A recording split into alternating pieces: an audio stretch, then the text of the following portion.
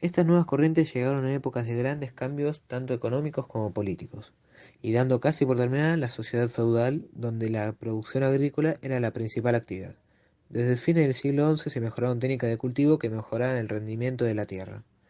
Los reyes, con grandes territorios, tenían consejeros y ejércitos para defender. Para sostener los gastos militares, los reyes aumentaron los impuestos, pero como estos muchas veces no alcanzaban, tuvieron que aliarse con los mercaderes, recurriendo a ellos como otra fuente de recursos.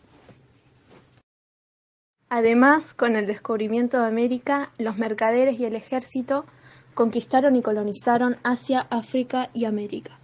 Este último tuvo un gran impacto en la economía europea, ya que las riquezas como el oro y la plata que se extraían de él aumentaron la circulación de la moneda en Europa, lo que facilitó el aumento de las transacciones. Otro acontecimiento que sucedió durante esta época fue la Reforma Protestante, que generó una división dentro de la Iglesia Católica. Los protestantes se opusieron a la venta del perdón de los pecados y a rendirle culto a la Virgen y a otros santos, y propusieron la libre interpretación de la Biblia. Antes del mercantilismo se pensaba que lo más recomendable era el atesoramiento de metales preciosos. Esta teoría se la conoce como metalismo. Ellos argumentaban que acumular le daba seguridad al reino y así podían formar una reserva para pagar al ejército en caso de guerra.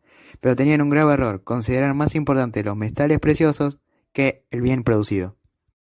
Mercantilismo. La clase burguesa se identificaba con esta idea, ya que nacieron juntas. Los mercantilistas apoyaban que los reyes tuvieran más facultades, ya que así los soberanos apoyarían mejor las políticas pedidas por los mercaderes, las cuales para ellos el Estado debe intervenir constantemente en la economía. La actitud proteccionista derivada de esta fue la que ayudó al desarrollo industrial. Los fisiócratas creían en las leyes naturales, por lo que el Estado no debía intervenir. En ese entonces se creía que la agricultura era la única actividad que generaba riqueza, mientras que las otras no. En tema de comercio exterior se oponían a las ideas mercantilistas, rechazando medidas proteccionistas y reguladoras que podía llegar a proponer el Estado. El capitalismo surge en Europa en el siglo XIV con la caída del sistema feudal. Los manufactureros y comerciantes capitalistas invirtieron en la producción de nuevos productos, generando el desarrollo del trabajo a domicilio y la manufactura. De esta manera surge una nueva relación social, patrón-empleado, en la que se intercambia el tiempo de trabajo por un sueldo, en vez de por servidumbre, como era en el caso del sistema feudal. Es en este momento cuando se comienza a desarrollar el concepto de la división de trabajo. División del trabajo. En este sistema el trabajo se divide en una cantidad de tareas simples. Cada trabajador realiza una de estas, en la cual termina especializándose. Así puede producirlo de un mes en un año. Por lo tanto, la división técnica del trabajo aumenta la productividad y abarata el precio de los productos. La revolución industrial fue una transformación económica que se inició con la utilización de nuevas técnicas basadas en el hierro, el carbón y el vapor. El punto más fuerte a destacar de esto es el cambio en la producción, con el ingreso de las máquinas. Los obreros se juntan bajo un mismo techo, forman parte de todo un sistema y se especializan en la división de trabajo. Adam Smith, que es el principal exponente de esta escuela clásica, consideraba que el hombre era egoísta porque solo buscaba su propio bienestar, pero que era a través de esa búsqueda y guiados por una mano invisible que se lograba alcanzar el interés general, es decir, el bienestar social. Y que solo se lograba alcanzar el máximo bienestar si los fenómenos económicos sucedían naturalmente sin la intervención del Estado. Los principios que Smith promovía eran la libertad de la actividad económica individual, la libre competencia, la eliminación de la intervención estatal, la autorregulación entre el asalariado y el capitalista para evitar intervención gremial y la mano invisible del mercado. La oferta y la demanda. La oferta es la cantidad de bienes que se le ofrece al mercado, mientras que la demanda es la que se le pide. Y funciona de la siguiente manera: cuando el precio sube, la oferta sube y la demanda baja. Y cuando el precio baja, la oferta baja y la demanda sube. El origen de la riqueza. Para que un país genere riqueza, la sociedad en su conjunto debe explotar todos sus recursos de manera eficiente. En la teoría económica que expone Adam Smith, existen tres clases sociales nuevas por consecuencia de las nuevas formas de ingreso. El salario, que es proveniente de la clase de los asalariados, el beneficio, que proviene de los empresarios capitalistas, y la renta, que viene por el lado de los terratenientes. El salario es la recompensa que se otorga cuando el trabajador es una persona diferente al propietario del capital. Se diferencia del artesano ya que el artesano tiene sus propios ingresos. El beneficio es la deducción del producto ofrecido, la ganancia del capitalista. Y la renta es el ingreso proveniente del factor tierra, que el propietario de la misma tierra exige. Ahora, teniendo en cuenta que los productos se intercambian por dinero, Smith desarrolla el concepto de precio. Por un lado, el precio natural, que es el valor real de la mercancía, es decir, el costo de producción más el beneficio del capitalista, y por otro lado tenemos el precio de mercado, que es el precio de la mercancía influenciada por la ley de oferta y demanda.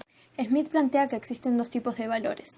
El valor de uso, que depende de la utilidad que le dé cada persona a la mercancía, y el valor de cambio, que está determinada por el costo de producción, es decir, el trabajo que llevó a hacerlo. Por ejemplo, un producto que tarda 2 días en terminarse vale el doble que el que cuesta un día de trabajo. Otro fundador fue David Ricardo, que investigó de dónde proviene el valor de las cosas. Si bien coincide en lo planteado por Smith, él llega a la conclusión de que el valor de cambio está determinado también por su escasez. Por otro lado, también desarrolló la teoría de la renta diferencial y la teoría del intercambio internacional. Teoría de la renta diferencial. La ley se basa en que más fértil sea la tierra, más alta será la renta, ya que cualitativamente y cuantitativamente el rendimiento de la tierra será mejor y aumentará la oferta. Los países, ya sea por cuestiones geográficas o estructurales, tienen ventajas para producir un determinado bien. El autor sostiene que cada país debe especializarse en los productos que tengan ventajas comparativas con respecto a otros países, y así que cada uno desarrolle el producto que más eficaz le sea. Obviamente, todo esto en unas condiciones de libre comercio. Por último, tenemos a Malthus, que planteó la teoría de la ley de población, basándose en que, a medida que aumentaba la producción de alimentos, la población también crecía, pero a mayor cantidad. Sin embargo, creía que ese aumento de población podía ser evitado por factores como guerras, hambruna o enfermedades que aumentan la tasa de mortalidad, o factores preventivos como la contención moral o el vicio que reducen la tasa de natalidad. Con respecto al ámbito económico, a diferencia de Smith, defendió a las clases improductivas porque pensaba que eran necesarias para lograr el equilibrio entre la oferta y la demanda. El contexto histórico del marxismo. Durante la Revolución Industrial muchos países desarrollaron una gran riqueza, pero no pudieron terminar con las desigualdades, es decir, la miseria. Ante que en parte de Europa y Estados Unidos los entes representativos de los trabajos estaban censurados ante la explotación inclusive infantil y mal modo de vida, varios pensadores desarrollaron dar su opinión. En un contexto donde los obreros eran explotados, las condiciones de trabajo eran malas y las condiciones de higiene no eran aptas, empiezan a llegar los primeros sindicatos y asociaciones de trabajadores, a lo que el gobierno inglés responde con prohibiciones de los mismos. Esto crea un clima más pesado y más combativo, y surge el socialismo. Los primeros líderes de este movimiento eran considerados utópicos, ya que creían que la lucha y el combate no tenían que ser la base del camino, sino que el cambio tenía que venir de los empresarios. Estos no tuvieron mucha injerencia, a diferencia de otros líderes como Sismondi, por ejemplo, que sería el primero en reclamar por el salario no representativo de la producción. Ese salario no representativo es adueñado por el capitalista, y eso genera un desequilibrio entre clases y la desigualdad económica. Es por eso que el Estado debería intervenir para que esas cosas no sucedieran. Todas estas ideas inspirarían más tarde a Marx para hacer sus teorías económicas. Según la teoría del materialismo histórico que plantea Marx, los cambios en el modo de producción y en las relaciones sociales determinan los cambios en la vida social, política y espiritual de las personas. De acuerdo con este razonamiento, Marx consideraba que el modelo capitalista se vería modificado a lo largo de la historia de la humanidad, ya que no era algo eterno, y que esos cambios eran resultado de una lucha entre clases sociales antagónicas, es decir, entre clases opresoras y oprimidas. Sin embargo, afirmaba que con la llegada del comunismo dejaría de existir esta lucha de clases porque se volvería a la propiedad común de los medios de producción. La teoría del valor. Marx sostiene que el valor de una mercancía depende del valor socialmente necesario para producirla, que se calcula en base al tiempo promedio requerido por las empresas del sector para fabricar un determinado bien. La mercancía debe ser útil, debe ser vendida y no autoconsumida, y la transferencia de esto debe facilitar y ser de intercambio. Esta teoría también establece que la mercancía tiene un factor de uso y un factor de cambio. El de uso es la utilidad del objeto y el de cambio es el valor que obtiene para su intercambio. Si hacemos una comparación, todos los trabajos bienes tienen algo en común, que es el trabajo humano abstracto, lo cual es el que le da el valor a ese bien, según esta teoría. La plusvalía es el incremento del valor incorporado en las mercancías. Ese incremento que se suma es la fuerza de trabajo, es decir, la mano de obra que pone el obrero. El poseedor de esta fuerza de trabajo, el obrero, la vende al capitalista, y allí es cuando se convierte en asalariado. Una de las condiciones necesarias es que el obrero esté dispuesto a vender su fuerza de trabajo. La segunda condición necesaria es que este obrero no pueda vender el producto de su trabajo, ya que si así fuera, no vendería su fuerza de trabajo, sino que él sería el propietario y no existiría un capitalista. El proceso de trabajo es el valor que se le va agregando a la mercancía durante su transformación. Pero para entenderlo mejor, hay que tener en cuenta 3 puntos. Primero, el capitalista es dueño de la fuerza de trabajo del obrero y del producto final. Segundo, el proceso de trabajo busca la producción de mercancías útiles con el fin de ser vendidas. Estas tendrán un precio que equivalga o supere la suma de los factores de trabajo y de las materias primas, con el fin de que el capitalista tenga un beneficio.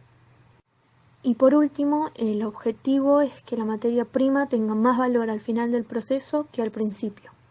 Y para eso se le agrega el plusvalor, es decir, la fuerza de trabajo, de la cual se adueña el capitalista, dejando en claro que el trabajo del otro le pertenece. Las contradicciones del capitalismo según Marx. La primera, a medida que el capital se acumula y por consecuencia de la no regulación estatal, las empresas se asocian y crean monopolios. La segunda, la acumulación de capital genera la superpoblación de obreros. Esto le permite al capitalista mantener bajos los salarios y aumentar sus beneficios. También establece que cada producto es el resultado del trabajo de un proceso social, pero este producto se lo apropian unos pocos, los capitalistas, dueños de los medios de producción. Por último, según el autor, la suma de todas estas contradicciones llevarían a la revolución del proletariado y a la caída de los grandes capitalistas.